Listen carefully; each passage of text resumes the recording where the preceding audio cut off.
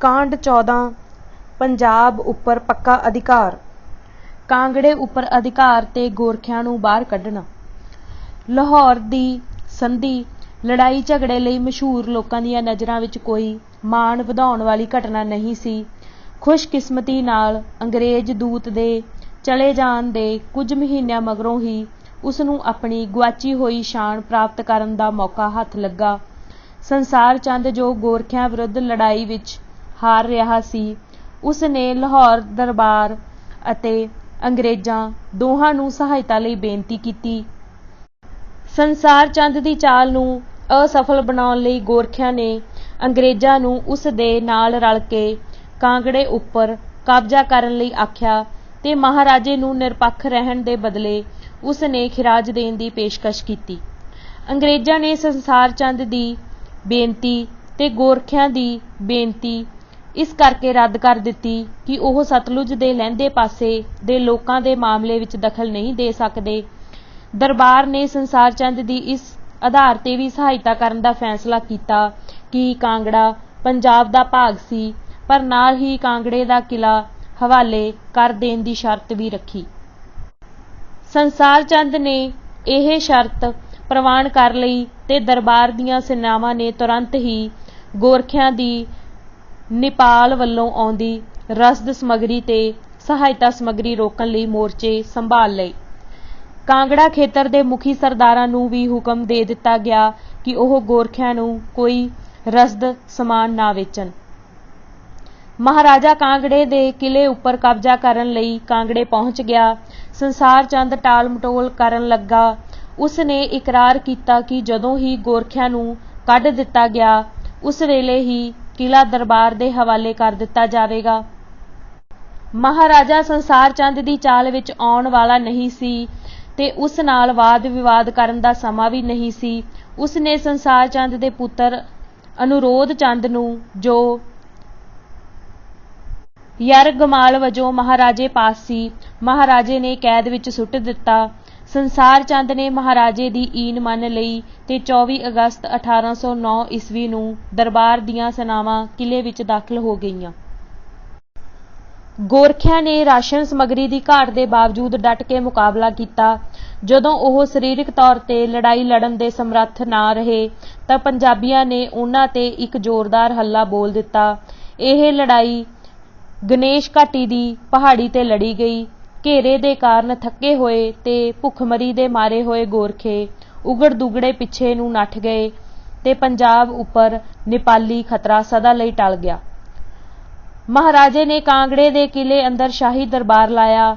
ਉਸ ਨੂੰ ਖਿਰਾਜ ਜਾਂ ਨਜਰਾਨੇ ਭੇਟ ਕਰਨ ਵਾਲਿਆਂ ਵਿੱਚ ਕਾਂਗੜਾ, ਚੰਬਾ, ਨੂਰਪੁਰ, ਕੋਟਲਾ ਸ਼ਾਹਪੁਰ, ਜਸਰੋਟਾ, ਬਸ਼ੌਲੀ, ਮਨਕੋਟ, ਜਸਵਾ, ਮੰਡੀ, ਸਕੇਤ, ਕੱਲੂ ਤੇ ਦਤਾਰਪੁਰ ਦੇ ਰਾਜੇ ਸ਼ਾਮਿਲ ਸਨ। ਦੇਸਾ ਸਿੰਘ ਮਜੀਠੀਆ ਨੂੰ ਪਹਾੜੀ ਇਲਾਕਿਆਂ ਦਾ ਸੂਬੇਦਾਰ ਨਿਯੁਕਤ ਕੀਤਾ ਗਿਆ ਤੇ ਪਹਾੜ ਸਿੰਘ ਮਾਨ ਨੂੰ ਕਾਂਗੜੇ ਦਾ ਗਵਰਨਰ ਥਾਪਿਆ ਗਿਆ। ਫਿਰ ਇੱਕ ਵਾਰ ਮਹਾਰਾਜਾ ਆਪਣੇ ਲੋਕਾਂ ਦੇ ਸਾਹਮਣੇ ਆਉਣ ਜੋਗਾ ਹੋ ਗਿਆ ਸੀ।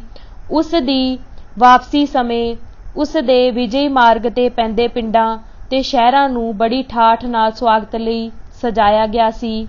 ਉਹ ਜਨਵਰੀ 1810 ਦੇ ਸ਼ੁਰੂ ਵਿੱਚ ਅੰਮ੍ਰਿਤਸਰ ਪਹੁੰਚਿਆ।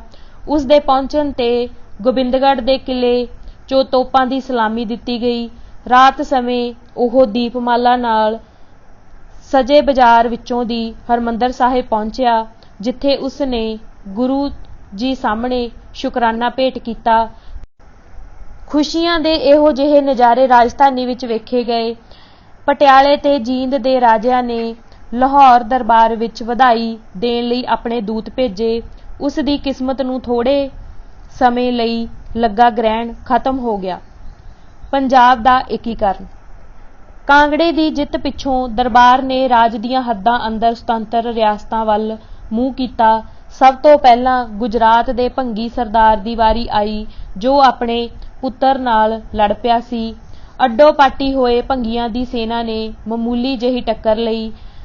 ਬੁੱਢਾ ਭੰਗੀ ਸਰਦਾਰ ਪਹਾੜਾਂ ਵੱਲ ਨੱਠ ਗਿਆ ਤੇ ਪੁੱਤਰ ਨੇ ਵਫ਼ਾਦਾਰ ਬਣ ਕੇ ਰਹਿਣਾ ਪ੍ਰਵਾਨ ਕਰ ਲਿਆ। ਫਕੀਰ ਨੂਰ ਉਦ ਦੀਨ ਨੇ ਗੁਜਰਾਤ ਤੇ ਭੰਗੀਆਂ ਦੇ ਸਾਰੇ ਕਿਲਿਆਂ ਉੱਪਰ ਦਰਬਾਰ ਦੇ ਹੁਕਮ ਅਤੇ ਨਾਮ ਉੱਪਰ ਕਬਜ਼ਾ ਕਰ ਲਿਆ। ਮਹਾਰਾਜੇ ਨੇ ਆਪ ਸ਼ਾਹਪੁਰ, ਮਿਆਨੀ ਤੇ ਭੇਰਾ ਦੇ ਥਲੀ ਖੇਤਰਾਂ ਦੇ ਬਲੋਚ ਕਬਾਇਲੀਆਂ ਨੂੰ ਫਤਿਹ ਕਰ ਲਿਆ।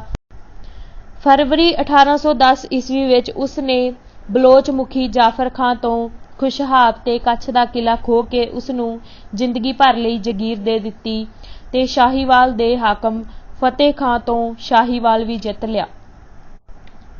ਜਦੋਂ ਰਣਜੀਤ ਸਿੰਘ ਬਲੋਚ ਕਬੀਲਿਆਂ ਨੂੰ ਆਪਣੇ ਅਧੀਨ ਕਰਨ ਵਿੱਚ ਲੱਗਾ ਹੋਇਆ ਸੀ ਤਾਂ ਉਸ ਦੇ ਜਰਨੈਲ ਰਾਜ ਦੇ ਸਾਰੇ ਪਾਸਿਆਂ ਵਿੱਚ ਖਿਲਰੀਆਂ ਹੋਈਆਂ ਰਿਆਸਤਾਂ ਨੂੰ ਦਰਬਾਰ ਦੇ ਅਧੀਨ ਕਰਨ ਲਈ ਫੈਲ ਗਏ ਸਨ। ਦੀਵਾਨ ਮੋਹਕਮ ਚੰਦ ਨੇ ਸਿੰਘਪੁਰੀਆ ਮਿਸਲ ਦੇ ਮੁਖੀ ਦੀਆਂ ਮਿਖਲਾਂ ਤੋਂ ਉਸ ਦੀ ਰਾਜਧਾਨੀ ਜਲੰਧਰ ਉੱਪਰ ਅਧਿਕਾਰ ਕਰ, ਜਿਸ ਦਾ ਮਾਮਲਾ ਸਾਲਾਨਾ 3 ਲੱਖ ਰੁਪਇਆ ਸੀ, ਦਰਬਾਰ ਵਿੱਚ ਸ਼ਾਮਿਲ ਕਰ ਲਿਆ। ਇਸ ਤੋਂ ਪਹਿਲਾਂ ਹੁਕਮਾ ਸਿੰਘ ਚਿਮਨੀ, ਜਿਸ ਨੇ ਜੰਮੂ ਨੂੰ ਦਰਬਾਰ ਦੇ ਰਾਜ ਵਿੱਚ ਸ਼ਾਮਿਲ ਕਰ ਲਿਆ ਸੀ, ਉਹ ਹੁਣ ਕੁਸ਼ਕ ਨੂੰ ਅਧੀਨ ਕਰਨ ਲਈ ਮਹਾਰਾਜੇ ਨਾਲ ਜਾ ਮਿਲਿਆ, ਜਿਸ ਦਾ ਖਿਓੜੇ ਦੀਆਂ ਲੂਣ ਦੀਆਂ ਖਾਨਾਂ ਉੱਪਰ ਅਧਿਕਾਰ ਸੀ। ਦੇਸਾ ਸਿੰਘ ਮਜੀਠੀਆ, ਜਿਸ ਨੂੰ ਕਾਂਗੜੇ ਦਾ ਅਧਿਕਾਰੀ ਬਣਾ ਦਿੱਤਾ ਗਿਆ ਸੀ, ਉਸ ਨੇ ਮੰਡੀ ਤੇ ਸਕੇਤ ਦੀਆਂ ਗੁਆਂਢੀ ਰਿਆਸਤਾਂ ਤੇ ਕਬਜ਼ਾ ਕਰ ਲਿਆ। ਨੂਰ-ਉਦ-ਦੀਨ ਨੇ ਵਜ਼ੀਰਾਬਾਦ ਤੇ ਕਬਜ਼ਾ ਕਰ ਲਿਆ। ਇਹਨਾਂ ਤੂਫਾਨੀ ਮੁਹਿੰਮਾਂ ਵਿੱਚ ਜਿਹੜੇ ਇਲਾਕਿਆਂ ਉੱਪਰ ਅਧਿਕਾਰ ਕੀਤਾ ਗਿਆ, ਉਹਨਾਂ ਵਿੱਚ ਜੇਹਲਮ ਕਿਨਾਰੇ ਡਸਕਾ, ਹਲੋਵਾਲ ਤੇ ਮੰਗਲਾ ਸ਼ਾਮਿਲ ਸਨ, ਜਿਸ ਨਾਲ ਉੱਤਰੀ ਹਿਮਾਲਿਆ ਦੇ ਖੇਤਰ ਦਾ ਰਸਤਾ ਖੁੱਲ੍ਹ ਗਿਆ। ਫਿਰ ਨਕਈਆ ਦੀ ਵਾਰੀ ਆ ਗਈ, ਜੋ ਮਹਾਰਾਜੇ ਦੇ ਦੂਸਰੀ ਪਤਨੀ ਤੇ ਉਸ ਦੇ ਵਲੀ ਅਹਿਦ ਦੇ ਨਾਲ ਰਿਸ਼ਤੇਦਾਰੀ ਕਰਕੇ ਸੰਬੰਧੀ ਸਨ। ਨਕਈ ਸਰਦਾਰ ਕਾਹਨ ਸਿੰਘ ਨੂੰ ਸਾਲਾਨਾ 20,000 ਰੁਪਏ ਦੀ ਜਗੀਰ ਦੇ ਦਿੱਤੀ ਗਈ। ਉਸ ਦੀ ਮਿਲਖ ਤੇ ਮਿਸਲ, ਜਿਸ ਵਿੱਚ ਚੂਨੀਆਂ, ਦੀਪਾਲਪੁਰ, ਸਰਕਪੁਰ ਤੇ ਕਮਾਲੀਆ ਸ਼ਾਮਿਲ ਸਨ, ਰਾਜ ਵਿੱਚ ਸ਼ਾਮਿਲ ਕਰ ਲਏ ਗਏ। ਸਦਾ ਕੌਰ ਦੀ ਕਨਈਆ ਮਿਸਲ ਨੂੰ ਅੰਸ਼ਕ ਰੂਪ ਵਿੱਚ ਗ੍ਰਹਿਣ ਲੱਗ ਗਿਆ। ਉਸ ਦੇ ਇਲਾਕੇ ਨੂੰ ਤਾਂ ਨਾ ਛੇੜਿਆ ਗਿਆ, ਪਰ ਉਹਦੇ ਦਿਓਰ ਦੇ ਬਿਆਸ ਦਰਿਆ ਨਾਲ ਲੱਗਦੇ ਇਲਾਕਿਆਂ ਤੇ ਦਰਬਾਰ ਦਾ ਅਧਿਕਾਰ ਹੋ ਗਿਆ। ਸ਼ਾਹ ਸੁਜਾ ਤੇ ਮੁਲਤਾਨ। ਰਾਜਾ ਉਸ ਵੇਲੇ ਖੁਸ਼ਬੂ ਦੇ ਕੋਲ ਹੀ ਸੀ ਜਦੋਂ ਇੱਕ ਏਲਚੀ ਸ਼ਾਹ ਸੁਜਾ ਦੇ ਪੰਜਾਬ ਪਹੁੰਚਣ ਦੀ ਖਬਰ ਲੈ ਕੇ ਆਇਆ। ਸ਼ਾਹ ਸੁਜਾ ਦੇ ਆਉਣ ਦਾ ਮਨੋਰਥ ਜਾਣਨ ਲਈ ਅਫਗਾਨਿਸਤਾਨ ਦੀ ਸਿਆਸਤ ਬਾਰੇ ਕੁਝ ਵਾਕੇਫੀਅਤ ਵੀ ਜ਼ਰੂਰੀ ਹੈ।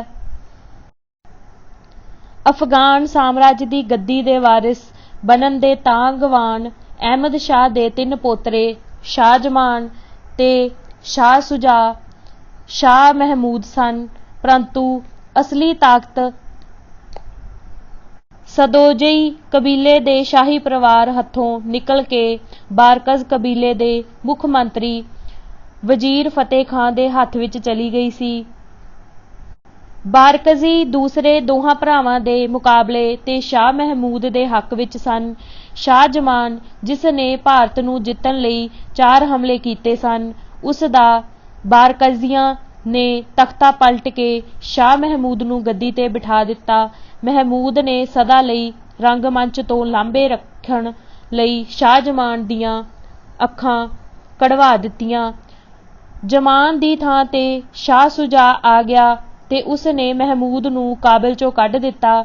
ਜਦੋਂ ਲਾਰਡ ਮਿੰਟੋ ਨੇ ਸੰਭਾਵੀ ਫਰਾਂਸੀਸੀ ਹਮਲੇ ਵਿਰੁੱਧ ਗੱਠਜੋੜ ਕਰਨ ਲਈ ਆਪਣਾ ਦੂਤ ਕਾਬਲ ਭੇਜਿਆ ਸੀ, ਸੁਜਾ ਗੱਦੀ ਉੱਪਰ ਬੜੀ ਮਜ਼ਬੂਤੀ ਨਾਲ ਸਥਾਪਿਤ ਜਾਪਦਾ ਸੀ, ਪਰ ਅਜੇ ਇਲਫਿਨਸਟੋਨ ਨੇ ਮਸਾਂ ਹੀ ਕਾਬਲ ਵੱਲ ਆਪਣੀ ਕੰਡ ਕੀਤੀ ਸੀ ਕਿ ਬਾਰਕਜ਼ੀਆਂ ਨੇ ਸੁਜਾ ਨੂੰ ਕੱਢ ਕੇ ਆਪਣੇ ਨਾਮਜ਼ਦ ਮਹਿਮੂਦ ਨੂੰ ਗੱਦੀ ਤੇ ਬਿਠਾ ਦਿੱਤਾ। ਸੁਜਾ ਆਪਣੀ ਗੱਦੀ ਵਾਪਸ ਲੈਣ ਲਈ ਦਰਬਾਰ ਤੋਂ ਸਹਾਇਤਾ ਲੈਣ ਲਈ ਆਇਆ ਸੀ। ਮਹਾਰਾਜੇ ਤੇ ਸ਼ਾਹ ਸੁਜਾ ਵਿੱਚ ਮੁਲਾਕਾਤ ਸਮੇਂ ਕੀ ਵਾਪਰਿਆ, ਉਸ ਬਾਰੇ ਕੋਈ ਪੱਕੀ ਤੇ ਸਹੀ ਜਾਣਕਾਰੀ ਨਹੀਂ ਹੈ। ਜਾਪਦਾ ਹੈ ਕਿ ਸੁਜਾ ਕੇਵਲ ਪੰਜਾਬੀਆਂ ਤੋਂ ਇਹ ਆਸ ਰੱਖਦਾ ਸੀ ਕਿ ਉਹ ਉਸ ਨੂੰ ਕਾਬਲ ਦੇ ਤਖਤ ਤੇ ਹੀ ਨਾ ਬਿਠਾਉਣ, ਸਗੋਂ ਪੰਜਾਬ ਦੇ ਉਹ ਇਲਾਕੇ, ਖਾਸ ਕਰਕੇ ਮੁਲਤਾਨ ਲੈਣ ਦਾ ਵੀ ਚਾਹਵਾਨ ਸੀ ਜੋ ਅਫਗਾਨਾਂ ਨੇ ਮੁਗਲਾਂ ਤੋਂ ਖੋਹੇ ਸਨ।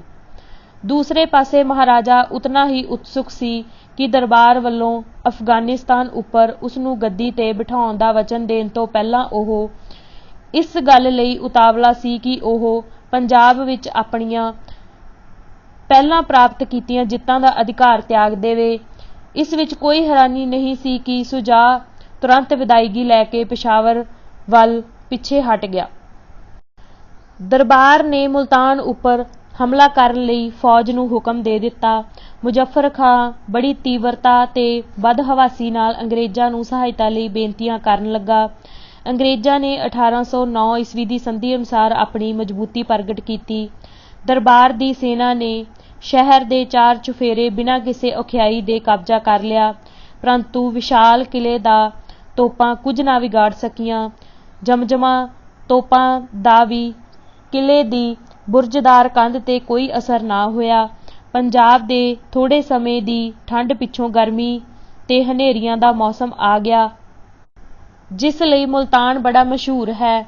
ਮਹਾਰਾਜੇ ਨੂੰ ਗੁੱਸਾ ਆ ਗਿਆ। ਉਸ ਨੇ ਕਾਹਲ, ਬੇਸਬਰੀ ਤੇ ਉਤਾਵਲਾ ਹੋ ਕੇ ਕਈ ਖਤਰੇ ਸਹੇੜ ਲਏ। ਇਸ ਬਦਲੇ ਉਸ ਦੇ ਅਫਸਰਾਂ ਤੇ ਸੈਨਿਕਾਂ ਨੂੰ ਆਪਣੀਆਂ ਜਾਨਾਂ ਵਾਰ ਕੇ ਮਹਿੰਗਾ ਮੁੱਲ ਭਰਨਾ ਪਿਆ। ਅਤਰ ਸਿੰਘ ਧਾਰੀ, ਨਿਹਾਲ ਸਿੰਘ ਅਟਾਰੀ ਵਾਲਾ ਬਹੁਤ ਸਖਤ ਜ਼ਖਮੀ ਹੋ ਗਏ। ਮੁਜ਼ੱਫਰ ਖਾਂ ਨੂੰ ਪਤਾ ਲੱਗ ਗਿਆ ਕਿ ਘੇਰਾ ਪਾਉਣ ਵਾਲੇ ਮੁਸ਼ਕਿਲਾਂ ਭਰੀ ਸਥਿਤੀ ਵਿੱਚ ਹਨ। ਉਸ ਨੇ ਤੁਰੰਤ ਹਮਲਾ ਕਰ ਦਿੱਤਾ, ਪਰੰਤੂ ਭਾਰੀ ਗਰਮੀ ਦੋਹਾਂ ਧਿਰਾਂ ਵਿੱਚ ਸਮਝੌਤੇ ਦਾ ਕਾਰਨ ਬਣੀ। ਮੁਜ਼ੱਫਰ ਖਾਂ ਨਾ ਮਾਤਰ ਖਿਰਾਜ ਦੇਣ ਲਈ ਸਹਿਮਤ ਹੋ ਗਿਆ ਤੇ ਮਹਾਰਾਜੇ ਨੇ ਅਪ੍ਰੈਲ 1810 ਵਿੱਚ ਘੇਰਾ ਉਠਾ ਲਿਆ। 1810 ਦੇ ਅੰਤ ਤੱਕ ਸ਼ਾਹੀ ਪਰਿਵਾਰ ਵਿੱਚ ਪੰਜਾਬ ਦੀਆਂ ਦਹਿਲੀਜ਼ਾਂ ਤੇ ਆ ਪਹੁੰਚਿਆ। ਸ਼ਾਹ ਸ਼ੁਜਾ ਦੀ ਜਿੱਤ ਥੋੜੀ ਚਿਰੀ ਹੀ ਸੀ। ਵਜ਼ੀਰ ਫਤਿਹ ਖਾਂ ਫਿਰ ਮਹਿਮੂਦ ਨੂੰ ਗੱਦੀ ਤੇ ਬਿਠਾਉਣ ਵਿੱਚ ਸਫਲ ਹੋ ਗਿਆ। ਸ਼ੁਜਾ ਅਟਕ ਪਹੁੰਚ ਗਿਆ, ਜਿੱਥੋਂ ਦੇ ਗਵਰਨਰ ਜਹਾਨ ਦਾਦ ਖਾਂ ਨੇ ਉਸ ਨੂੰ ਸ਼ਰਨ ਦਿੱਤੀ। ਫਿਰ ਉਸ ਨੂੰ ਸ਼ੱਕ ਪੈਦਾ ਹੋ ਗਿਆ ਕਿ ਸ਼ੁਜਾ ਵਜ਼ੀਰ ਫਤਿਹ ਖਾਂ ਦਾ ਵਿਸ਼ਵਾਸ ਪ੍ਰਾਪਤ ਕਰਨ ਦੀ ਕੋਸ਼ਿਸ਼ ਕਰ ਰਿਹਾ ਹੈ। ਉਸ ਨੂੰ ਸੰਗਲਾਂ ਵਿੱਚ ਜਕੜ ਕੇ ਸੁਰੱਖਿਅਤਾ ਵਾਸਤੇ ਕਸ਼ਮੀਰ ਦੇ ਗਵਰਨਰ ਅਤਾ ਮੁਹੰਮਦ ਖਾਂ ਕੋਲ ਭੇਜ ਦਿੱਤਾ। ਸ਼ੁਜਾ ਤੇ ਅੰਨੇ ਜਮਾਨ ਦੇ ਪਰਿਵਾਰਾਂ ਨੂੰ ਦਰਬਾਰ ਨੇ ਸ਼ਰਨ ਦਿੱਤੀ ਹੋਈ ਸੀ ਤੇ ਉਹ ਦਰਬਾਰ ਦੀ ਪੈਨਸ਼ਨ ਤੇ ਰਾਵਲਪਿੰਡੀ ਵਿੱਚ ਰਹੇ ਸਨ। ਜਦੋਂ ਮਹਾਰਾਜ ਤੇ ਉਹਦੇ ਅਧਿਕਾਰੀ ਪੰਜਾਬ ਨੂੰ ਇਕਮੁੱਠ ਕਰਨ ਵਿੱਚ ਲੱਗੇ ਹੋਏ ਸਨ, ਉਸ ਸਮੇਂ ਜਮਾਨ ਵਿਦੇਸ਼ੀ ਤਾਕਤਾਂ ਕੋਲ ਆਪਣੇ ਪਰਿਵਾਰ ਦੀ ਕਾਬਲ ਦੇ ਤਖਤ ਉੱਪਰ ਬਹਾਲੀ ਲਈ ਗੱਲਬਾਤ ਕਰਨ ਲਈ ਏਲਚੀ ਭੇਜ ਰਿਹਾ ਸੀ। ਦਰਬਾਰ ਵਿੱਚ ਇਸ ਪ੍ਰਵਾਸੀ ਸਰਕਾਰ ਨੂੰ ਆਪਣੀ ਸਰਜ਼ਮੀਨ ਤੇ ਆਇਆ ਵੇਖ ਕੇ ਜਦੋਂ ਕੁਝ ਉਲਝਣ ਤੇ ਪਰੇਸ਼ਾਨੀ ਅਨੁਭਵ ਹੋਈ ਤਾਂ ਅਫਗਾਨੀ ਪਰਿਵਾਰ ਨੂੰ ਲਾਹੌਰ ਤਬਦੀਲ ਕਰ ਦਿੱਤਾ ਗਿਆ। 1811 ਨਵੰਬਰ ਵਿੱਚ ਕਿਸੇ ਸਮੇਂ ਲਾਹੌਰ ਨੂੰ ਜਿੱਤਣ ਵਾਲਾ ਇੱਕ ਭਿਖਾਰੀ ਦੇ ਵਾਂਗੂ ਸ਼ਹਿਰ ਵਿੱਚ ਪਹੁੰਚਿਆ। ਉਸ ਦਾ ਬੜਾ ਸਤਿਕਾਰ ਕੀਤਾ ਗਿਆ। ਸਰਕਾਰੀ ਸੈਨਾ ਉਸ ਨੂੰ ਨਿਸ਼ਚਿਤ ਕੀਤੀ ਰਿਹਾਇਸ਼ ਤੇ ਸਤਿਕਾਰ ਨਾਲ ਲੈ ਕੇ ਗਈ, ਜਿੱਥੇ ਮਹਾਰਾਜੇ ਨੇ ਉਸ ਦਾ ਆਪ ਸਵਾਗਤ ਕੀਤਾ। ਇੱਕੋ ਇੱਕ ਚੀਜ਼ ਜਿਹੜੀ ਉਸ ਸ਼ਾਹੀ ਸ਼ਰਨਾਰਥੀ ਦੇ ਮਨ ਦੀ ਬੇਚੈਨੀ ਵਧਾ ਰਹੀ ਸੀ, ਉਹ ਫਤਿਹ ਖਾਂ ਤੇ ਸ਼ਾਹ ਮਹਿਮੂਦ ਦੇ ਏਲਚੀ ਦਾ ਮਹਾਰਾਜੇ ਤੋਂ ਕਸ਼ਮੀਰ ਜਿੱਤਣ ਲਈ ਸਹਾਇਤਾ ਲੈਣ ਬੇਨਤੀ ਕਰਨ ਲਈ ਪਹੁੰਚਣਾ ਸੀ, ਜਿੱਥੇ ਪਹਿਲਾਂ ਸ਼ਾਹ ਸ਼ੁਜਾ ਨੂੰ ਕੈਦ ਕੀਤਾ ਗਿਆ ਸੀ। ਜਦੋਂ ਵਿਰੋਧੀ ਅਫਗਾਨ ਪਰਿਵਾਰ ਦਰਬਾਰ ਕੋਲ ਪਹੁੰਚ ਇੱਕ ਦੂਸਰੇ ਨਾਲ ਵੱਧ ਚੜ੍ਹ ਕੇ ਮਹਾਰਾਜੇ ਤੋਂ ਸਹਾਇਤਾ ਲੈਣ ਲਈ ਇਕਰਾਰ ਤੇ ਪੇਸ਼ਕਸ਼ਾਂ ਦੇ ਰਹੇ ਸਨ, ਉਸ ਸਮੇਂ ਮਹਾਰਾਜਾ ਆਪਣੇ ਪੁੱਤਰ ਤੇ ਵਾਰਿਸ ਖੜਕ ਸਿੰਘ ਦੇ ਵਿਆਹ ਵਿੱਚ ਪੂਰੀ ਤਰ੍ਹਾਂ ਰੁੱਝਾ ਹੋਇਆ ਸੀ। ਜਦੋਂ ਵਿਆਹ ਵੇਖਣ ਆਏ ਮਹਿਮਾਨ ਵਿਦਾ ਹੋ ਗਏ ਤਾਂ ਮਹਾਰਾਜੇ ਨੇ ਕਸ਼ਮੀਰ ਉੱਪਰ ਅਫਗਾਨ ਹਮਲੇ ਦੇ ਸੱਦੇ ਤੇ ਵਿਚਾਰ ਕੀਤੀ। ਵਜ਼ੀਰ ਫਤਿਹ ਖਾਂ ਵੱਲੋਂ ਭੇਜੇ ਗਏ ਦੂਤ ਨੇ ਪੇਸ਼ਕਸ਼ ਕੀਤੀ ਕਿ ਜੇ ਪੰਜਾਬੀ ਸੈਨਾ ਬਾਰਕਜ਼ੀ ਅਫਗਾਨਾਂ ਦੇ ਨਾਲ ਮਿਲ ਕੇ ਕਸ਼ਮੀਰ ਤੇ ਚੜ੍ਹਾਈ ਕਰੇ ਤਾਂ ਉਨ੍ਹਾਂ ਨੂੰ ਲੁੱਟ ਦਾ ਅੱਧ ਤੇ 9 ਲੱਖ ਸਾਲਾਨਾ ਕਰ ਦਿੱਤਾ ਜਾਏਗਾ। ਸ਼ਰਨਾਰਥੀ ਪਰਿਵਾਰ, ਖਾਸ ਕਰਕੇ ਸ਼ਾਹ ਸ਼ੁਜਾ ਦੀ ਪਟਰਾਣੀ ਵਫਾ ਬੇਗਮ ਨੇ ਉਸ ਦੇ ਬੇਟੇ ਵਜ਼ੀਰ ਤੇ ਮਹਿਮੂਦ ਵੱਲੋਂ ਸ਼ਾਹ ਸ਼ੁਜਾ ਦੀ ਗ੍ਰਿਫਤਾਰੀ ਦੀ ਸੰਭਾਵਨਾ ਬਾਰੇ ਸੋਚ ਕੇ ਭੈਭੀਤ ਹੋ ਗਏ। ਉਨ੍ਹਾਂ ਨੇ ਮੁਕਾਬਲੇ ਤੇ ਇੱਕੋ ਇੱਕ ਕੀਮਤੀ ਵਸਤੂ ਕੋਹ-ਏ-ਨੂਰ ਹੀਰਾ ਜੋ ਉਨ੍ਹਾਂ ਪਾਸ ਸੀ ਦੇਣ ਦੀ ਪੇਸ਼ਕਸ਼ ਕੀਤੀ। 1812 ਈਸਵੀ ਦੀ ਬਹਾਰ ਦੀ ਰੁੱਤ ਵਿੱਚ ਦਰਬਾਰ ਦੀਆਂ ਫੌਜਾਂ ਨੂੰ ਮੋਹਕਮ ਚੰਦ ਦੀ ਅਗਵਾਈ ਵਿੱਚ ਕਸ਼ਮੀਰ ਵੱਲ ਕੂਚ ਕਰਨ ਦਾ ਆਦੇਸ਼ ਦੇ ਦਿੱਤਾ ਗਿਆ। ਜੰਮੂ ਤੇ ਅਖਨੂਰ ਜੋ ਪਹਿਲਾਂ ਹੀ ਪੰਜਾਬ ਵਿੱਚ ਸ਼ਾਮਿਲ ਕਰ ਲਏ ਗਏ ਸਨ, ਉੱਥੇ ਰਸਦ ਭੰਡਾਰ ਜਮ੍ਹਾਂ ਕਰ ਲਏ ਗਏ। ਅਚਾਨਕ ਹਮਲਾ ਕਰਕੇ ਰਾਜੌਰੀ ਤੇ ਭਿੰਬਰ ਉੱਪਰ ਅਧਿਕਾਰ ਕਰ ਲਿਆ ਗਿਆ। ਉੱਥੋਂ ਦੇ ਰਾਜਿਆਂ ਸੁਲਤਾਨ ਖਾਂ ਤੇ ਅਗੜ ਖਾਂ ਨੂੰ ਕੈਦ ਕਰਕੇ ਲਾਹੌਰ ਲਿਆਂਦਾ ਗਿਆ। ਗਰਮੀ ਦੀ ਰੁੱਤ ਤੱਕ ਜਦੋਂ ਕਸ਼ਮੀਰ ਉੱਪਰ ਹਮਲਾ ਕੀਤਾ ਜਾ ਸਕਦਾ ਸੀ, ਮੋਹਕਮ ਚੰਦ ਨੇ ਘਾਟੀ ਦੇ ਪੂਰਬੀ ਮਾਰਗਾਂ ਤੇ ਅਧਿਕਾਰ ਕਰ ਲਿਆ ਸੀ। ਉਸ ਸਮੇਂ ਬਾਰਕਜ਼ਈ ਦੂਤ ਨੂੰ ਕਾਬਲ ਜਾਣ ਲਈ ਵਿਦਾ ਕਰ ਦਿੱਤਾ ਗਿਆ ਸੀ। ਕੁਝ ਦਿਨ ਮਗਰੋਂ ਵਜ਼ੀਰ ਫਤਿਹ ਖਾਂ ਆਪਣੀਆਂ ਫੌਜਾਂ ਨਾਲ ਦਰਿਆ ਅਟਕ ਪਾਰ ਕਰਕੇ ਦਰਬਾਰ ਦੇ ਇਲਾਕੇ ਵਿੱਚ ਦਾਖਲ ਹੋ ਗਿਆ।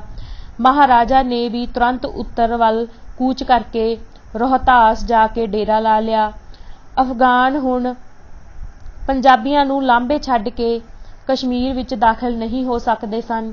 ਰਣਜੀਤ ਸਿੰਘ ਨੇ ਆਪਣਾ ਦੂਤ ਵਜ਼ੀਰ ਫਤਿਹ ਖਾਂ ਕੋਲ ਇਹ ਜਾਣਨ ਲਈ ਭੇਜਿਆ ਸੀ ਕਿ ਪੰਜਾਬ ਵਿੱਚ ਦਾਖਲ ਹੋਣ ਪਿੱਛੇ ਉਸ ਦਾ ਕੀ ਮੰਤਵ ਸੀ।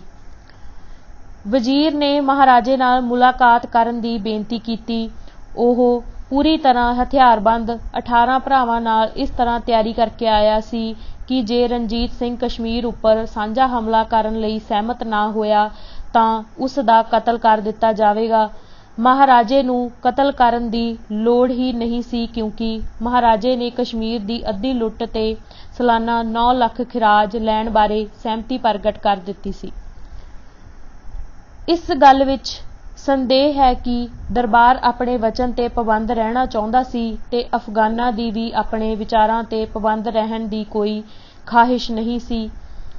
ਦਰਬਾਰ ਨੇ ਆਪਣੇ ਸਭ ਤੋਂ ਯੋਗ ਜਰਨੈਲਾਂ ਮੋਹਕਮ ਚੰਦ ਤੇ ਦਲ ਸਿੰਘ ਅਧੀਨ 12,000 ਫੌਜ ਅਫਗਾਨਾਂ ਦੇ ਨਾਲ ਜਾਣ ਲਈ ਭੇਜੀ। ਦੋਵੇਂ ਫੌਜਾਂ 1 ਦਸੰਬਰ 1812 ਨੂੰ ਜੇਹਲਮ ਤੋਂ ਤੁਰੀਆਂ। ਪੰਜਾਬੀਆਂ ਨੇ ਰਾਜੌਰੀ ਦੇ ਰਸਤੇ ਅਫਗਾਨਾਂ ਨੂੰ ਨਾਲ ਲਿਜਾ ਕੇ ਆਪਣਾ ਭਰੋਸਾ ਉਨ੍ਹਾਂ ਤੇ ਪ੍ਰਗਟ ਕੀਤਾ, ਜਿਹੜਾ ਇਲਾਕਾ ਪਹਿਲਾਂ ਹੀ ਪੰਜਾਬੀਆਂ ਦੇ ਅਧੀਨ ਸੀ, ਤੇ ਉਨ੍ਹਾਂ ਨੇ ਮੁਜ਼ੱਫਰਾਬਾਦ ਦਾ ਰਸਤਾ ਨਾ ਅਪਣਾਇਆ ਜੋ ਉਸ ਸਮੇਂ ਬਰਫ਼ ਨਾਲ ਢਕਿਆ ਹੋਇਆ ਸੀ। ਚਤਰ ਤੇ ਸੂਝਵਾਨ ਮੋਹਕਮ ਚੰਦ ਨੂੰ ਛੇਤੀ ਹੀ ਪਤਾ ਲੱਗ ਗਿਆ ਕਿ ਅਫਗਾਨ ਉਨ੍ਹਾਂ ਨਾਲ ਧੋਖਾ ਕਰਨਾ ਚਾਹੁੰਦੇ ਸਨ ਤੇ ਉਸ ਨੇ ਮਹਾਰਾਜੇ ਨੂੰ ਇਸ ਸੰਬੰਧੀ ਸੁਚੇਤ ਵੀ ਕਰ ਦਿੱਤਾ। ਇਹ ਇਤਲਾਹ ਮਿਲ ਜਾਣ ਤੇ ਵੀ ਵਜ਼ੀਰ ਨੇ 2 ਵੱਡੇ ਕਿਲ੍ਹਿਆਂ ਉੱਪਰ ਸਣੇ ਉਨ੍ਹਾਂ ਦੇ ਖਜ਼ਾਨਿਆਂ ਤੇ ਅਧਿਕਾਰ ਕਰ ਲਿਆ। ਉਸ ਨੇ ਆਪਣਾ ਇਕਰਾਰ ਸਮਝੌਤੇ ਅਨੁਸਾਰ ਪੂਰਾ ਨਹੀਂ ਕੀਤਾ। ਮਹਾਰਾਜੇ ਨੇ ਮੋਹਕਮ ਚੰਦ ਨੂੰ ਲਿਖਿਆ ਕਿ ਉਹ ਕੋਈ ਅਸੰਤੋਸ਼ ਜਾਂ ਸ਼ੱਕ ਜ਼ਾਹਿਰ ਨਾ ਕਰੇ ਤੇ ਫਤਿਹ ਖਾਂ ਦੀ ਇੱਛਾ ਅਨੁਸਾਰ ਚੱਲੇ, ਤੇ ਜੇ ਉਸ ਨੇ ਸਹੁੰ ਸੁਗੰਧਾਂ ਖਾ ਕੇ ਕੀਤੀ ਹੋਈ ਸੰਧੀ ਦੀ ਉਲੰਘਣਾ ਕੀਤੀ ਤਾਂ ਉਸ ਨਾਲ ਹਿਸਾਬ ਕਿਤਾਬ ਬਰਾਬਰ ਕਰ ਲਿਆ ਜਾਵੇਗਾ। ਫਤਿਹ ਖਾਂ ਛੇਤੀ ਹੀ ਦਰਬਾਰ ਦੇ ਇਲਾਕਿਆਂ ਵਿੱਚ ਦੀ ਲੰਘਦਾ ਗਿਆ ਤੇ ਮੋਹਕਮ ਚੰਦ ਤੋਂ 2 ਮੰਜ਼ਲਾਂ ਅੱਗੇ ਪਹੁੰਚ ਗਿਆ। ਦੀਵਾਨ ਨੂੰ ਪਤਾ ਸੀ ਕਿ ਜੇ ਅਫਗਾਨ ਪਹਿਲਾਂ ਟੀਚੇ ਤੇ ਪਹੁੰਚ ਗਿਆ ਤਾਂ ਸ਼ਾਹ ਸੁਜਾ ਦੀ ਕਿਸਮਤ ਦਾ ਭੋਗ ਪੈ ਜਾਵੇਗਾ। ਉਸ ਨੇ ਛੋਟੇ ਰਸਤੇ ਜਾ ਕੇ ਸ਼ੇਰਗੜ੍ਹ ਦੇ ਕਿਲ੍ਹੇ ਵਿੱਚ ਪਹਿਲਾਂ ਪਹੁੰਚ ਕੇ ਅਫਗਾਨਾਂ ਨੂੰ ਹੈਰਾਨ ਕਰ ਦਿੱਤਾ, ਜਿੱਥੇ ਸ਼ਾਹ ਸੁਜਾ ਕੈਦ ਕੀਤਾ ਹੋਇਆ ਸੀ। ਕਿਲ੍ਹੇ ਨੂੰ ਬਿਨਾਂ ਕਿਸੇ ਵਿਰੋਧ ਦੇ ਕਬਜ਼ੇ ਵਿੱਚ ਲੈ ਲਿਆ ਗਿਆ। ਜਦੋਂ ਅਫਗਾਨ ਲੁੱਟਮਾਰ ਕਰ ਰਹੇ ਸਨ ਤਾਂ ਪੰਜਾਬੀ ਤਹਿਖਾਨੇ ਤੇ ਕਿਲ੍ਹੇ ਦੀਆਂ ਕੈਦ ਕੋਠੜੀਆਂ ਦੀ ਖੋਜਬੀਨ ਕਰਕੇ ਸ਼ਾਹ ਸੁਜਾ ਨੂੰ ਲੱਭ ਕੇ ਆਪਣੇ ਡੇਰੇ ਵਿੱਚ ਚੋਰੀ ਲੈ ਆਏ। ਜਦੋਂ ਵਜ਼ੀਰ ਫਤਿਹ ਖਾਂ ਨੂੰ ਇਸ ਬਾਰੇ ਪਤਾ ਲੱਗਾ ਤਾਂ ਉਸ ਨੇ ਮੰਗ ਕੀਤੀ ਕਿ ਸ਼ਾਹ ਉਸ ਦੇ ਹਵਾਲੇ ਕਰ ਦਿੱਤਾ ਜਾਵੇ। ਦੀਵਾਨ ਨੇ ਜਦੋਂ ਸ਼ਾਹੀ ਯਰਗਮਾਲ ਦੇਣ ਤੋਂ ਇਨਕਾਰ ਕਰ ਦਿੱਤਾ ਤਾਂ ਉਸ ਨੇ ਜ਼ਬਰਦਸਤੀ ਖੋਹਣ ਦੀ ਕੋਸ਼ਿਸ਼ ਕੀਤੀ। ਇਹ ਕੋਸ਼ਿਸ਼ ਅਸਫਲ ਬਣਾ ਦਿੱਤੀ ਗਈ, ਪਰ ਇਸ ਨਾਲ ਵਜ਼ੀਰ ਨੂੰ ਇੱਕ ਬਹਾਨਾ ਮਿਲ ਗਿਆ ਤੇ ਉਸ ਨੇ ਇਕਰਾਰ ਅਨੁਸਾਰ ਲੁੱਟ ਦਾ ਅੱਧਾ ਮਾਲ ਦੇਣ ਤੋਂ ਨਾਂਹ ਕਰ ਦਿੱਤੀ। ਅਫਗਾਨਾਂ ਨੇ ਬਾਕੀ ਦਾ ਕਸ਼ਮੀਰ ਵੀ ਆਪਣੇ ਅਧਿਕਾਰ ਹੇਠ ਕਰ ਲਿਆ। ਮਹਾਰਾਜੇ ਨੇ ਅਟਕ ਦੇ ਗਵਰਨਰ ਜਹਾਂਦਾਦ ਖਾਂ ਨਾਲ ਸਮਝੌਤੇ ਦੀ ਗੱਲਬਾਤ ਚਲਾਈ ਜਿਸ ਦੇ ਸਾਥੀ ਅਤਾ ਮੁਹੰਮਦ ਖਾਂ ਨੂੰ ਕਸ਼ਮੀਰ 'ਚੋਂ ਬੇਦਖਲ ਕਰ ਦਿੱਤਾ ਗਿਆ ਸੀ ਤੇ ਜੋ ਬਾਰਕਜ਼ੀਆਂ ਦਾ ਵੀ ਵਿਰੋਧੀ ਸੀ। ਜਹਾਂਦਾਦ ਨੇ ਵਜ਼ੀਰਾਬਾਦ ਵਿੱਚ ਜਗੀਰ ਦੇ ਪੇਸ਼ਕਸ਼ ਪ੍ਰਵਾਨ ਕਰਕੇ ਅਟਕ ਦਾ ਕਿਲ੍ਹਾ ਦਰਬਾਰ ਦੇ ਏਲਚੀ ਫਕੀਰ ਅਜ਼ੀਜ਼ੁੱਦੀਨ ਦੇ ਹਵਾਲੇ ਕਰ ਦਿੱਤਾ। ਵਜ਼ੀਰ ਫਤਿਹ ਖਾਂ ਨੂੰ ਇਹ ਜਾਣ ਕੇ ਬੜੀ ਨਿਰਾਸ਼ਤਾ ਹੋਈ ਕਿ ਉਹ ਕਿਲ੍ਹਾ ਜੋ ਭਾਰਤ ਦਾ ਪਹਿਰੇਦਾਰ ਸਮਝਿਆ ਜਾਂਦਾ ਸੀ, ਪੰਜਾਬੀਆਂ ਦੇ ਹੱਥਾਂ ਵਿੱਚ ਚਲਾ ਗਿਆ ਸੀ। ਉਹ ਵਿਸ਼ਵਾਸਘਾਤ ਬਾਰੇ ਜ਼ੋਰਦਾਰ ਵਿਰੋਧ ਨਾਲ ਚੀਕ ਚਿਹਾੜਾ ਪਾਉਣ ਲੱਗਾ। ਉਸ ਨੇ ਆਪਣੇ ਭਰਾ ਆਜ਼ਿਮ ਖਾਂ ਨੂੰ ਕਸ਼ਮੀਰ ਦਾ ਗਵਰਨਰ ਬਣਾ ਦਿੱਤਾ ਤੇ ਆਪ ਪਿਸ਼ਾਵਰ ਮੁੜ ਗਿਆ। ਉੱਥੇ ਜਾ ਕੇ ਉਸ ਨੇ ਮਹਾਰਾਜੇ ਨੂੰ ਕਈ ਅਪਮਾਨਜਨਕ ਖਤ ਲਿਖੇ ਕਿ ਉਹ ਅਟਕ ਦਾ ਕਿਲ੍ਹਾ ਖਾਲੀ ਕਰ ਦੇਵੇ ਜਾਂ ਨਤੀਜੇ ਭੁਗਤਣ ਲਈ ਤਿਆਰ ਰਹੇ। ਕੋਹਿਨੂਰ ਦਾ ਪ੍ਰਸੰਗ। ਸ਼ਾਹ ਸੁਜਾ ਦਾ ਲਾਹੌਰ ਵਿੱਚ ਬੜੀ ਠਾਠ-ਬਾਠ ਨਾਲ ਵਿਧੀ-ਪੂਰਵਕ ਸਵਾਗਤ ਕੀਤਾ ਗਿਆ, ਜਿਸ ਤਰ੍ਹਾਂ 1 ਸਾਲ ਪਹਿਲਾਂ ਉਸਦੇ ਭਰਾ ਦਾ ਕੀਤਾ ਗਿਆ ਸੀ। ਉਸ ਨੂੰ ਵਫਾ ਬੇਗਮ ਦੇ ਸਪੁਰਦ ਕਰ ਦਿੱਤਾ ਗਿਆ ਤੇ ਉਸ ਨੂੰ ਕੋਹਿਨੂਰ ਹੀਰਾ ਸੌਂਪ ਕੇ ਆਪਣਾ ਵਚਨ ਪੂਰਾ ਕਰਨ ਲਈ ਕਿਹਾ ਗਿਆ। ਕਸ਼ਮੀਰ ਦੀ ਮੁਹਿੰਮ ਮਹਾਰਾਜੇ ਲਈ ਮਹਿੰਗੀ ਸਾਬਤ ਹੋਈ ਸੀ। ਦਰਬਾਰ ਦੇ 1000 ਸੈਨਿਕ ਮਾਰੇ ਗਏ ਸਨ।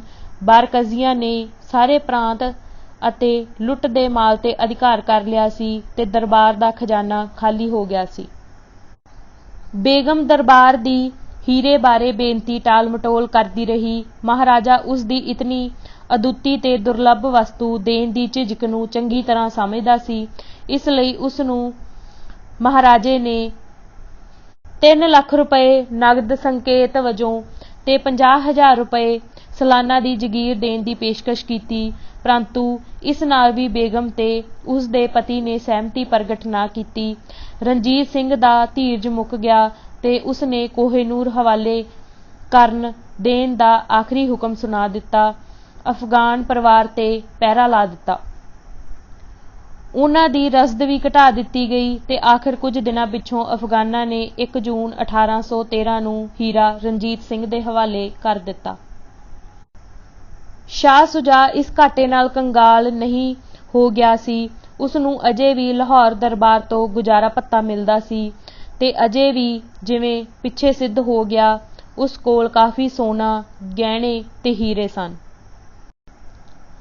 ਅਫਗਾਨਾਂ ਉੱਪਰ ਪੰਜਾਬੀਆਂ ਦੀ ਪਹਿਲੀ ਜਿੱਤ। ਅਟਕ ਦੀ ਲੜਾਈ, ਜੁਲਾਈ 1813। ਵਜ਼ੀਰ ਫਤਿਹ ਖਾਂ ਨੇ ਦਰਬਾਰ ਨਾਲ ਅਟਕ ਦਾ ਕਿਲ੍ਹਾ ਹਵਾਲੇ ਕਰਨ ਲਈ ਗੱਲਬਾਤ ਸ਼ੁਰੂ ਕੀਤੀ।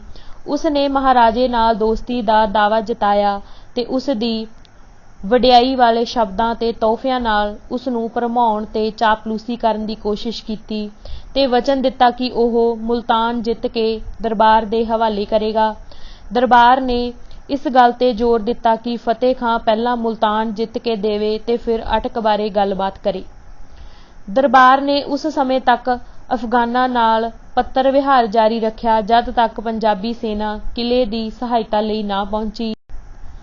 ਅਟਕ ਦੇ ਕਿਲ੍ਹੇ ਨੂੰ ਵਧੇਰੇ ਸੁਰੱਖਿਅਤ ਕਰਨ ਲਈ ਦਰਬਾਰ ਦੀ ਸੈਨਾ ਨੇ ਹਰੀਪੁਰ ਦੀ ਅਗਲੀ ਚੌਕੀ ਤੇ ਵੀ ਅਧਿਕਾਰ ਕਰ ਲਿਆ। ਵਜ਼ੀਰ ਫਤਿਹ ਖਾਂ ਨੇ ਆਸ-ਪਾਸ ਦੇ ਕਬਾਇਲੀਆਂ ਨੂੰ ਇਕੱਠਾ ਕਰਕੇ ਸਰਹੱਦੀ ਇਲਾਕਿਆਂ ਦੇ ਲੋਕਾਂ ਨੂੰ ਕਾਫ਼ਰਾਂ ਵਿਰੁੱਧ ਜਹਾਦ ਛੇੜਨ ਦਾ ਐਲਾਨ ਕਰ ਦਿੱਤਾ। 3 ਮਹੀਨੇ ਲਈ ਪੰਜਾਬ ਤੇ ਅਫਗਾਨ ਆਮੋ-ਸਾਹਮਣੇ ਬਿਨਾਂ ਕਿਸੇ ਵੱਡੀ ਲੜਾਈ ਦੇ ਡਟੇ ਰਹੇ। ਸਿਆਲ ਲੰਘਿਆ ਤਾਂ ਬਹਾਰ ਦਾ ਸੁਖਾਵਾਂ ਮੌਸਮ ਆ ਗਿਆ ਤੇ ਫਿਰ ਸਖਤ ਗਰਮੀ ਦਾ ਮੌਸਮ ਆ ਗਿਆ। ਦੀਵਾਨ ਮੋਹਕਮ ਚੰਦ ਨੇ ਆਪਣੀ ਯੁੱਧ ਜੁਗਤੀ ਵਿੱਚ ਤਬਦੀਲੀ ਕਰਕੇ ਆਪਣੀ ਫੌਜ ਨੂੰ ਅਫਗਾਨਾਂ ਤੇ ਅਟਕ ਦਰਿਆ ਦੇ ਦਰਮਿਆਨ ਲਿਆ ਖੜਾ ਕੀਤਾ। ਉਸ ਨੇ ਵੈਰੀ ਨੂੰ ਅਟਕ ਦਰਿਆ ਤੋਂ ਪਾਣੀ ਲੈਣ ਵਿੱਚ ਵਿਘਨ ਪਾ ਦਿੱਤਾ ਤੇ ਉਸ ਨੂੰ ਹਮਲਾ ਕਰਨ ਲਈ ਮਜਬੂਰ ਕਰ ਦਿੱਤਾ। ਇਹ ਲੜਾਈ ਜੋ ਕਿਲ੍ਹੇ ਦੇ ਉੱਤਰ-ਪੂਰਬ ਵਿੱਚ ਮਨਸਰ ਦੇ ਮੈਦਾਨ ਵਿੱਚ ਲੜੀ ਗਈ ਸੀ, ਇਸ ਵਿੱਚ ਅਫਗਾਨ ਦਰਿਆ ਵੱਲ ਵਧਣ ਲਈ ਘੇਰਾ ਤੋੜਨ ਲਈ ਧਾਵਾ ਬੋਲਦੇ ਤੇ ਪੰਜਾਬੀ ਉਨ੍ਹਾਂ ਨੂੰ ਪਿੱਛੇ ਧੱਕਣ ਦੇ ਯਤਨ ਕਰਦੇ ਰਹੇ। ਅਫਗਾਨਾਂ ਨੂੰ ਹੁਮਸ ਭਰੀ ਗਰਮੀ ਤੇ ਪਿਆਸ ਬੁਝਾਉਣ ਲਈ ਪਾਣੀ ਦੀ ਇੱਕ ਵੀ ਬੂੰਦ ਤੋਂ ਬਿਨਾਂ ਲੜਨਾ ਪਿਆ। ਜਦੋਂ ਮੋਹਕਮ ਚੰਦ ਨੇ ਵੇਖਿਆ ਕਿ ਅਫਗਾਨਾਂ ਦਾ ਦਬਾਅ ਘਟ ਗਿਆ ਹੈ ਤਾਂ ਉਸ ਨੇ ਘੋੜਸਵਾਰ ਸੈਨਾ ਨੂੰ ਹਮਲਾ ਕਰਨ ਦਾ ਹੁਕਮ ਦੇ ਦਿੱਤਾ। ਅਫਗਾਨ ਕਤਾਰਾਂ ਤੋੜ ਕੇ ਭੱਜ ਤੁਰੇ। ਜੰਗ ਦੇ ਮੈਦਾਨ ਵਿੱਚ ਉਹਨਾਂ ਦੇ 2000 ਸੈਨਿਕ ਮਾਰੇ ਗਏ ਤੇ ਉਹਨਾਂ ਦੀਆਂ ਭਾਰੀ ਤੋਪਾਂ ਤੇ ਸਾਜੋ ਸਮਾਨ ਜੇਤੂਆਂ ਦੇ ਹੱਥ ਲੱਗਾ। ਇਹ ਪੰਜਾਬੀਆਂ ਦੀ ਅਫਗਾਨਾਂ ਤੇ ਪਠਾਨਾਂ ਉੱਪਰ ਪ੍ਰਾਪਤ ਕੀਤੀ ਪਹਿਲੀ ਜਿੱਤ ਸੀ। ਇਹ ਜਿੱਤ ਅਟਕ ਦੇ ਮੈਦਾਨ ਵਿੱਚ ਪ੍ਰਾਪਤ ਹੋਈ ਸੀ, ਇਸ ਲਈ ਇਸ ਦੀ ਮਹੱਤਤਾ ਹੋਰ ਵੀ ਜ਼ਿਆਦਾ ਸੀ। ਅਟਕ ਦੇ ਕਿਲ੍ਹੇ ਨੂੰ 1802 ਈਸਵੀ ਵਿੱਚ ਮਹਿਮੂਦ ਗਜ਼ਨਵੀ ਨੇ ਰਾਜਾ ਜੈਪਾਲ ਤੋਂ ਖੋਹ ਲਿਆ ਸੀ ਤੇ ਉਸ ਸਮੇਂ ਤੋਂ ਹੀ ਇਹ ਵਿਦੇਸ਼ੀ ਹੱਥਾਂ ਵਿੱਚ ਰਿਹਾ ਸੀ। ਇਸ ਉੱਪਰ ਮੁੜ ਕਬਜ਼ਾ ਹੋ ਜਾਣ ਨਾਲ ਉੱਤਰੀ ਭਾਰਤ ਪਠਾਨਾਂ ਤੇ ਅਫਗਾਨਾਂ ਦੇ ਖਤਰੇ ਤੋਂ ਮੁਕਤ ਹੋ ਗਿਆ ਸੀ। ਜਦੋਂ ਜਿੱਤ ਦੀ ਖਬਰ ਲਾਹੌਰ ਪਹੁੰਚੀ ਤਾਂ ਸ਼ਹਿਰ ਖੁਸ਼ੀਆਂ ਨਾਲ ਝੂਮ ਉੱਠਿਆ। ਲੋਕ ਗਾਉਂਦੇ ਨੱਚਦੇ ਹੋਏ ਗਲੀਆਂ ਤੇ ਬਾਜ਼ਾਰਾਂ ਵਿੱਚ ਆ ਗਏ ਤੇ ਨਾਅਰੇ ਲਾ ਲਾ ਕੇ ਆਪਣੇ ਗਲ ਬਿਠਾ ਲਏ। ਮਹਾਰਾਜਾ ਆਪਣੀ ਪਰਜਾ ਦੇ ਜਸ਼ਨਾਂ ਵਿੱਚ ਸ਼ਾਮਿਲ ਹੋਣ ਲਈ ਮਹਿਲ ਤੋਂ ਬਾਹਰ ਆਇਆ ਤੇ ਖੁਸ਼ੀ ਮਨਾ ਰਹੇ ਹਜੂਮ ਤੇ ਉਸਨੇ ਆਪਣੇ ਸੁਭਾਅ ਅਨੁਸਾਰ ਬਖਸ਼ਿਸ਼ਾਂ ਦਾ ਮੀਂਹ ਵਰ੍ਹਾ ਦਿੱਤਾ। ਜਦੋਂ ਸੈਨਾ ਪਠਾਨਾਂ ਨਾਲ ਯੁੱਧ ਵਿੱਚ ਲੱਗੀ ਹੋਈ ਸੀ, ਮਹਾਰਾਜੇ ਦਾ ਧਿਆਨ ਪੂਰੀ ਤਰ੍ਹਾਂ ਸੀਮਾਂਤ ਸਮੱਸਿਆਵਾਂ ਵੱਲ ਲੱਗਾ ਹੋਇਆ ਸੀ ਤਾਂ ਸ਼ਾਹ ਸੁਜਾ ਨੇ ਦਰਬਾਰ ਦਾ ਤਖਤਾ ਪਲਟਾਉਣ ਲਈ ਇੱਕ ਘਿਨਾਉਣੀ ਸਾਜ਼ਿਸ਼ ਘੜ ਲਈ। 23 ਜੂਨ 1813 ਦਾ ਅਖਬਾਰ ਇਸ ਘਟਨਾ ਦਾ ਵਰਣਨ ਕਰਦਾ ਹੈ। ਪੁਲਿਸ ਥਾਣੇ ਦਾ ਮੁਖੀ ਪੀਰ ਬਾਤਿਸ਼ ਆਇਆ ਤੇ ਉਸਨੇ ਬਿਆਨ ਕੀਤਾ ਕਿ ਹਜ਼ਰਤ ਸੁਜਾ ਉਲ ਮਲਕ ਨੇ ਕੁਝ ਸਾਥੀਆਂ ਨੇ ਆਪਣੀ ਮਰਜ਼ੀ ਨਾਲ ਆਪਣੀ ਮੋਹਰ ਲਾ ਕੇ ਸਰਦਾਰ ਫਤਿਹ ਖਾਂ ਵਜ਼ੀਰ ਨੂੰ ਖਤ ਭੇਜੇ ਹਨ। ਉਹਨਾਂ ਖਤਾਂ ਨੂੰ ਲਿਜਾਣ ਵਾਲਾ ਕੈਦ ਕਰਕੇ ਲਿਆਂਦਾ ਗਿਆ, ਇਸ ਲਈ ਉਸਨੇ ਉਹ ਖਤ ਰਣਜੀਤ ਸਿੰਘ ਸਪੁਰਦ ਕਰ ਦਿੱਤੇ। ਉਹਨਾਂ ਖਤਾਂ ਵਿੱਚ ਲਿਖਿਆ ਹੋਇਆ ਸੀ ਕਿ ਮੁਹਤਰਮ ਸਰਕਾਰ ਇਸ ਵੇਲੇ ਲਾਹੌਰ ਵਿੱਚ ਇਕੱਲੀ ਹੈ, ਉਸ ਦੇ ਕੋਲ ਕੋਈ ਫੌਜ ਨਹੀਂ ਹੈ। ਜੇ ਵਜ਼ੀਰ ਆਪਣੀ ਫੌਜ ਭੇਜ ਦੇਵੇ ਤਾਂ ਲਾਹੌਰ ਨੂੰ ਜਿੱਤ ਲੈਣਾ ਮੁਸ਼ਕਿਲ ਨਹੀਂ ਹੋਵੇਗਾ। ਰਣਜੀਤ ਸਿੰਘ ਹੋਛੇ ਤੇ ਗੁਸੈਲੇ ਸੁਭਾਅ ਦਾ ਵਿਅਕਤੀ ਨਹੀਂ ਸੀ। ਹਾਂ, ਜੇਕਰ ਉਸ ਨੂੰ ਇੱਕ ਵਾਰ ਗੁੱਸਾ ਆ ਜਾਏ ਤਾਂ ਉਸ ਨੂੰ ਕਾਬੂ ਕਰਨਾ ਔਖਾ ਹੁੰਦਾ ਸੀ। ਉਹ ਕੁਝ ਵੀ ਕਰ ਸਕਦਾ ਸੀ। ਉਸਨੇ ਸੁਜਾ ਤੋਂ ਇਹ ਹਰਕਤ ਦਾ ਜਵਾਬ ਮੰਗਿਆ ਤੇ ਜਦੋਂ ਉਸਨੂੰ ਯਕੀਨ ਹੋ ਗਿਆ ਕਿ ਸ਼ਾਹ ਝੂਠ ਬੋਲ ਰਿਹਾ ਸੀ ਤਾਂ ਉਸਨੇ ਉਹ ਆਦਮੀ ਗ੍ਰਿਫਤਾਰ ਕਰ ਲਏ ਤੇ ਸ਼ਾਹ ਨੂੰ ਬਾਕੀ ਰਹਿੰਦੇ ਧਨ ਤੋਂ ਵੀ ਵਾਂਛਿਤ ਕਰ ਦਿੱਤਾ। ਉਸ ਪਿੱਛੋਂ ਅਫਗਾਨ ਪਰਿਵਾਰ ਉੱਪਰ ਪਹਿਰਾ ਕੁਝ ਨਰਮ ਕਰ ਦਿੱਤਾ ਗਿਆ ਤੇ ਪਰਿਵਾਰ ਦੀ ਨਾਮਡੋਰੀ ਨੂੰ ਨਕਲੋਂ ਹਰਕਤ ਦੀ ਆਜ਼ਾਦੀ ਦੇ ਦਿੱਤੀ ਗਈ। ਇਸ ਨਿਗਰਾਨੀ ਵਿੱਚ ਆਈ ਢਿੱਲ ਨਾਲ ਪਹਿਲਾਂ ਬੇਗਮ ਤੇ ਫਿਰ ਸ਼ਾਹ ਨੂੰ ਲਾਹੌਰ ਵਿੱਚੋਂ ਨੱਠ ਕੇ ਅੰਗਰੇਜ਼ੀ ਇਲਾਕੇ ਵਿੱਚ ਜਾਣ ਦਾ ਮੌਕਾ ਮਿਲ ਗਿਆ। ਅੱਜ ਅਸੀਂ ਇਸ ਕਿਤਾਬ ਦੇ 236 ਪੰਨੇ ਪੜ੍ਹ ਚੁੱਕੇ ਹਾਂ। ਬਾਕੀ ਦੀ ਕਿਤਾਬ ਅਸੀਂ ਅਗਲੇ ਭਾਗ ਵਿੱਚ ਪੜ੍ਹਾਂਗੇ। ਵਾਹਿਗੁਰੂ ਜੀ ਕਾ ਖਾਲਸਾ, ਵਾਹਿਗੁਰੂ ਜੀ ਕੀ ਫਤਿਹ।